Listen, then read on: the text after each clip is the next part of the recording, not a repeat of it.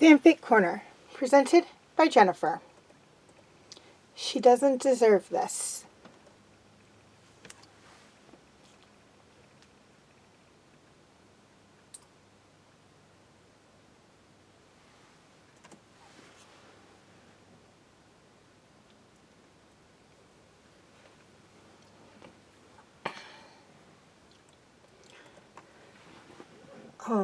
Queen Zuiba. The human mage pokes his head into the cave, sheepish and shuffling, scarf around his neck. It's well past daybreak. She understands that Ibis had taken him on as sort of a student, and that includes early lessons, if the runes on his arm are any indication. And her guard's daughter, the Moonshadow Elf, is out with her son, keeping watch from the cliffs. Edmondius loves to fly, but she hasn't found the strength to join him yet. A new dragon guard is still being formed as her health recovers, but in the weeks following the battle, things have been calm. King Ezran and Queen Anya have hammered out a peace of sorts, 2 new royals taking the throne and an entirely new line of succession for Nealandia. Everything is going well, then, Zuiba ponders, so she can only wonder why the human is here. She remembers sitting with the strange trio as Edmondius sat in the boy king's lap for pets and scratches. They told her the whole story of how they brought her son home to her, beginning to end, filling in the gaps for one another.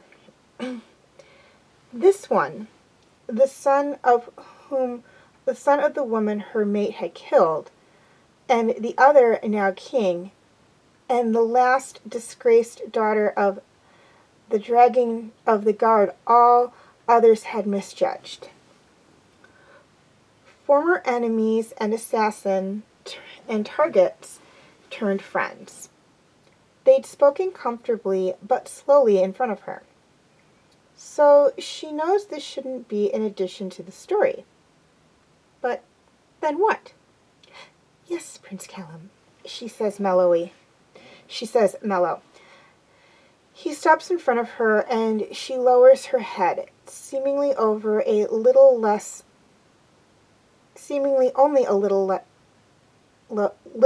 nervous. I have a request to make, Your Majesty. A thrill builds in her throat. A request? Curious. It's not for me, he stammers. It's just, I know there's a lot still getting settled right now, but we passed through Rayla's home, the Silver Grove, on our way here, and he swallows. They banished her. I see. Zuiba has heard of the practice before, turning one into a ghost for their sins, for a failure to accept that they were already dead, and therefore should have died. Moonshadow elves are some of the most dedicated, even amongst her people. Something like resolve takes over his form. Could you undo it? He says. Or send a letter to them too, I guess. I'm not quite sure how it works, but she doesn't deserve this. Zuiba hums. Of the 3 of them, she can understand her son and the boy king's bond best. Children are a hard one to prejudice, but the other 2 are curiouser. They spoke of mistrust in the beginning. Arguments. Yet here he is, the first human in 1,000 years to approach her chambers alone, and he does so on behalf of an elf.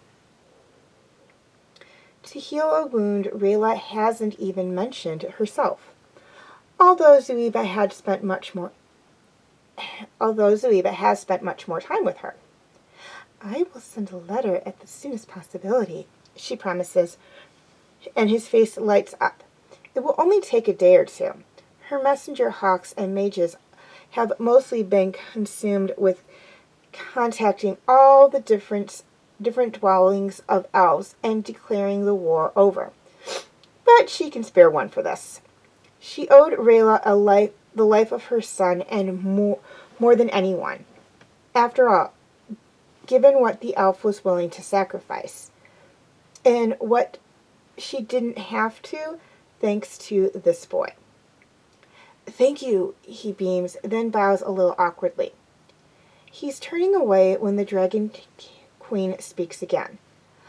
I must admit, I thought your request would be for something different. Prince Callum wheels back around, cautious, but unafraid as he arches his eyebrows. Oh?